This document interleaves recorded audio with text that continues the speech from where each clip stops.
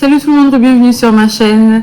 Alors aujourd'hui, ce que j'ai vécu au Nigeria, ce que j'ai vécu à l'aéroport du Nigeria, c'est ce que je viens vous raconter. Donc, je commence tout de suite. Il y a quelques temps, je crois qu'il y a 2 ans ou 1 an, je suis venue au Nigeria pour ma toute première fois. Leur aéroport était dégueulasse. Je ne sais pas si je trouverai des vidéos, mais je vais vous poster à côté.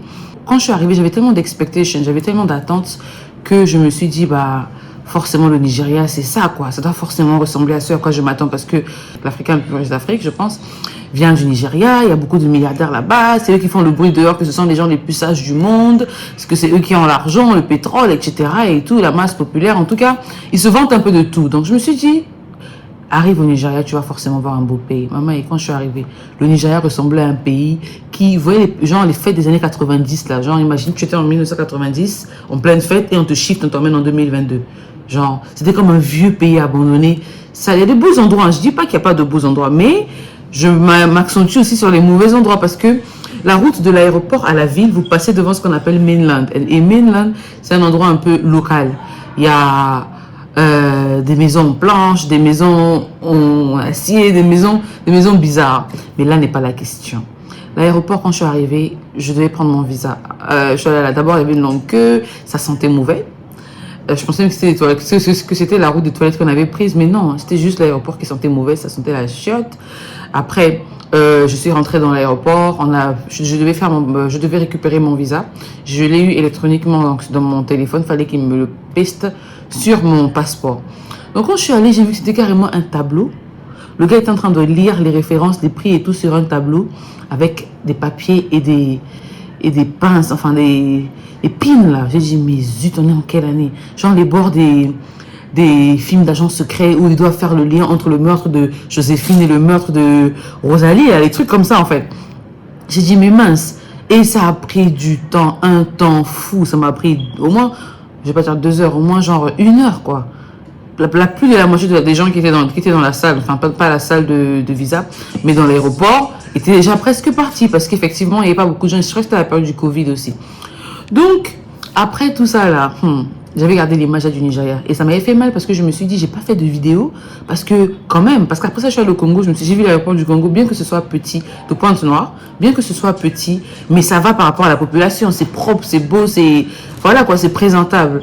Donc du coup, j'ai commencé à critiquer, j'ai commencé à dire non, les Nigériens, ceci, cela. Donc je me suis dit, quand je reviens l'année là, je dois faire une vidéo. Je dois vous montrer à quoi ressemble l'aéroport que prend Dangote ou que prennent les gens riches qui veulent aller à Lagos. Parce qu'il y a l'aéroport de Abuja et celui de Lagos. Et j'ai appris que celui de Abuja est soi-disant meilleur. N'en parlons pas, j'ai pas à vérifier. Et oui, si je vous raconte ce qui m'est arrivé. Quand je suis arrivée à l'aéroport, j'ai dit, bon, je vais prendre mon téléphone, je vais filmer. Au départ, j'ai vu des policiers. Je me suis dit, bon, j'ai pas envie qu'ils me fassent honte un peu. Parce que, par exemple, à Dubaï, il y a des endroits où on ne peut pas faire des vidéos dans l'aéroport. Donc, je me suis dit, je voulais pas faire du bruit. J'ai pas pris mon téléphone, j'ai pris ma caméra, pardon. Je voulais pas me faire remarquer. Je laisse le temps passer, on rentre, on fait les démarches. Je me demande, mais attends, est-ce qu'on est à l'aéroport du Nigeria, de Lagos, Mohamed, Moutahamaled, je sais pas quoi, je vais mettre le nom à côté. Et bizarrement, on y était. L'aéroport est devenu propre. Il n'y avait pas d'odeur. Il y avait beaucoup de baies vitrées. Je vais vous mettre des extraits à côté. C'était bien propre, bien beau. C'est grand parce qu'ils sont nombreux. C'est quand même une population de 200 et quelques millions d'habitants. Donc on ne s'attend pas à voir dans le pays entier un aéroport qui ne peut que prendre 50 000 personnes. Je pense 50 000 c'est trop. Qui ne peut que prendre 5 000 personnes, c'est pas possible, donc il faut que ce soit grand. C'est quand même grand, il y a beaucoup de pièces, beaucoup de gauche, beaucoup de droite, beaucoup de en haut, en bas. Il y avait même des escalators, c'est ce qui m'a même étonné. J'ai dit non, Niger est en train de se développer.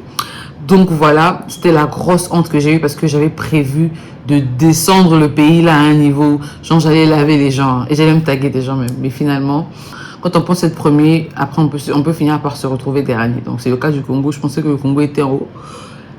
D'abord, je sais même pas ce qui m'a pris de comparer les deux pays, mais bon, par rapport à la gueule des Nigériens, je dois leur fermer la bouche, mais bon. Apparemment, c'est à moi qu'on a fermé la bouche, donc je voulais juste vous raconter un peu, vous dire ce qui s'était passé. Donc voilà la première expérience, voilà comment l'aéroport du Nigeria est devenu beau, c'est devenu présentable. C'est pas comme c'est le luxe non plus, hein. C'est toujours vieux, mais ça va quoi. Et c'est plus grand que l'aéroport de Pointe-Noire. Et je pense plus grand que celui de Brazzaville, parce qu'on n'est que 4 millions et quelques dans le pays entier. Donc imaginez à quel point c'est petit.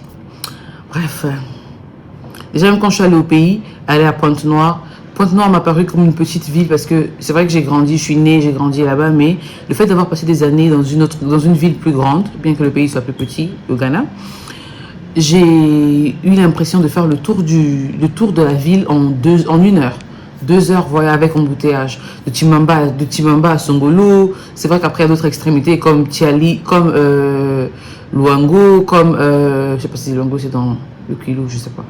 D'autres extrémités, pardon, comme Tietie, comme Baka et tout, comme kilomètre 4 et autres. Mais juste pour vous dire que c'est quand même petit. Donc voilà. Merci d'avoir regardé cette vidéo. Restez tuned parce que là, je suis au Nigeria en ce moment et j'ai plein de trucs à vous raconter. Faut pas que vous puissiez rater ça. Pas du tout.